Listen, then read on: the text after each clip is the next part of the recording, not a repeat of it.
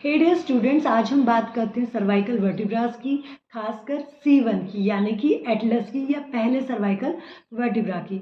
लेकिन उससे पहले एक छोटू सा इंट्रोडक्शन, सर्वाइकल वर्टिब्रास क्या होते हैं। गर्दन के जो वर्टिब्रा होते हैं उनको सर्वाइकल वर्टिब्रा कहा जाता है और ये नंबर में 7 होते हैं। इन 7 में भी एक डिवीज़न है, कुछ टिपिकल होते हैं और कुछ अटिपिकल होते हैं। नंबर 1, नंबर 2 और नंबर 7 के जो वर्टिब्रा होता है वो अटिपिकल वर्टिब्रा कहलाता है, जबकि 3rd, 4th, 5th and 6th typical vertebras कहलाते हैं। लेकिन आज हम किस वर्टिब्रा की बात कर रहे हैं? C1 Atlas, first cervical vertebra. आज हम उसकी बात करने जा रहे हैं और ये इसमें बहुत सारे यूनिक फीचर है। वाइवा वोस में ये बहुत इंपॉर्टेंट रहता है, बहुत कॉमनली पूछा जाता है इसके बारे में। तो आइए जानते हैं इसके बारे में। सबसे पहले तो इसको क्या कहा जाता है? एटलस। एटलस क्यों कहा जाता है? अकॉर्डिंग टू ग्रीक माइथोलॉजी ये टाइटन एक गॉड थे जिनके नाम पे इसका नाम रखा गया है, जिन्होंने पूरा जो अर्थ या पूरा जो स्काई है उसको कहाँ अपने गर्दन पे होल्ड कर रखा था। खैर हमको उस सेक्शन में नहीं जाना, इसका नाम उन पे सजेस्ट किया गया है। Then, अब बात करते हैं इसमें क्या क्या पाया जाता है। तो पहले तो ये रिंग शेप का होता है, आप देख सकते हैं ये रिंग शेप का है। इसमें कोई बॉडी या स्पाइन नहीं पाई जाती। दो सरफेस आप देख पा रहे हैं, ये इसका सुपीरियर सरफेस है और ये इसका इंफीरियर सरफेस है। ठीक, इसमें पाई जाती है 2 आर्चेस। आप देखें बहुत अच्छे से, ये देखिए, ये है इसकी एंटीरियर आर्च, क्योंकि इसकी पोजीशन ऐसी होती है। ये है इसकी एंटीरियर आर्च और ये है बड़ी सी इसकी पोस्टीरियर आर्च। पहले बात करते हैं हम एंटीरियर आर्च की।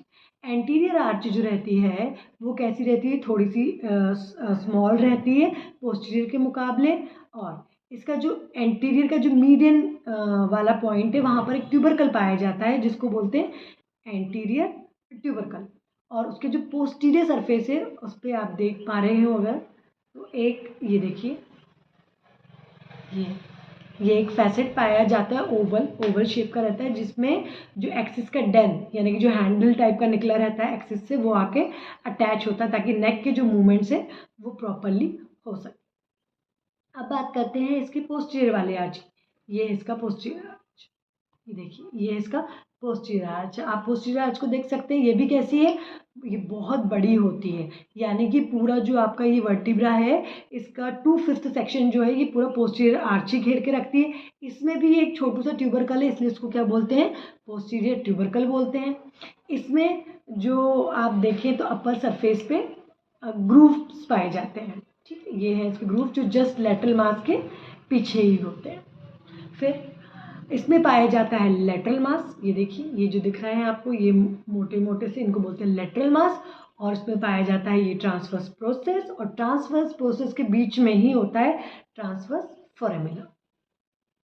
ठीक, अब बात करते हैं हम लेटरल मासेस की, यानी कि जो मासेस है ये जो लेटरली मोटा मोटा है, इसकी बात करते हैं। इसमें कौन कौन से फीचर्स हैं? तो अगर हम इसको ऐसे सुपीरियर रखते हैं, ये देखिए, ये सुपीरियर पोर्शन में आपको दिखा रही हूँ। अगर हम इसको ऐसे सुपीरियर रखते हैं, ये सुपीरियर हमने रखा है, तो आप क्या फीचर्स देख पा रहे हैं इसमें सुपीरियर सरफेस पे? इसमें 2 फैसेट्स हैं, ये आर्टिकुलर फैसेट्स हैं, इनको बोलते हैं सुपीरियर आर्टिकुलर फैसेट। जो कैसे दिख रहे हैं? थोड़े से लंबे यानी कि एलोंगेटेड हैं, फॉरवर्ड यानी कि आगे की तरफ जा रहे हैं, और मिडिल की तरफ जा रहे हैं। ठीक है, जबकि इसका ही इंफीरियर सरफेस अगर देखें तो इसमें क्या देखा आपने? 2 आर्टिकुलर फैसेट्स हैं, लेकिन ये कैसे राउंडेड है ना, राउंडेड है, थोड़े से बैकवर्ड्स है, थोड़े से डाउनवर्ड है। तो इस तरीके से हम समझते हैं कि इसकी जो सुपीरियर सरफेस है उस पर आपको क्या देखने को मिलेगा? एलोंगेटेड आर्टिकुलर फैसेट मिलेंगे, जबकि इंफीरियर पे सर्कुलर आर्टिकुलर फैसेट मिलेंगे। इसको बोलते हैं सुपीरियर आर्टिकुलर फैसेट, इनको बोलते हैं इंफीरियर आर्टिकुलर फैसेट। इसके अलावा ये जो लेटरल वाला हिस्सा है, लेटरल मास है, इसके मीडियली भी एक रफ एरिया पाया जाता है, या रफ लेटरल ट्यूबरकल भी मार्क्ड होता है। देन ये आपकी जो ट्रांसवर्स वाली प्रोसेस है आप देख ही सकते हैं, इसके अंदर 2 फोरामेन्स है, जिसको क्या बोलते हैं हम? इसको बोलते हैं हम ट्रांसवर्स फोरामिना या फोरामिना ट्रांसवर्स एरिया।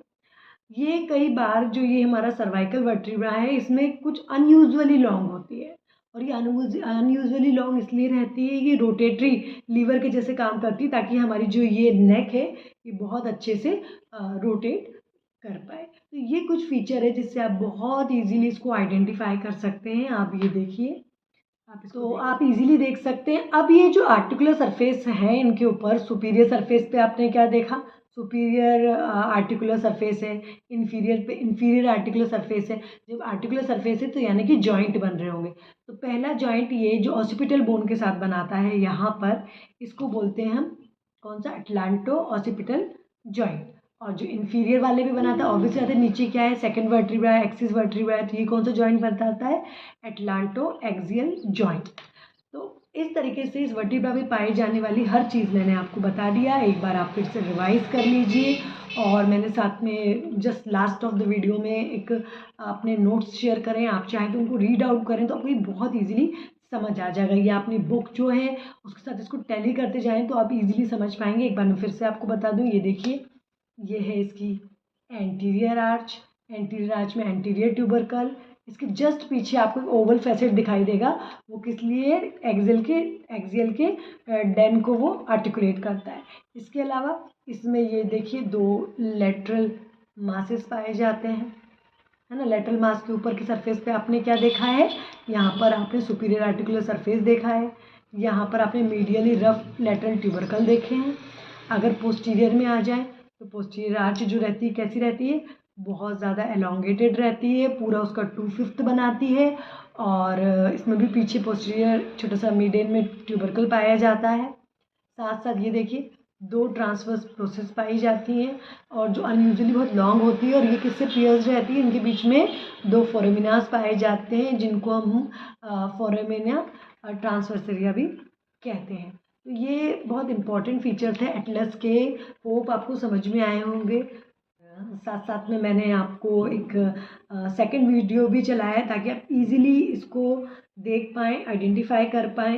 तो आपको ये लेक्चर कैसा लगा मुझे कमेंट सेक्शन में ज़रूर बताइएगा। मैं मिलूँगी आपसे किसी और बोन के साथ किसी और लेक्चर में। जब तक कि मैं डॉक्टर वंदना।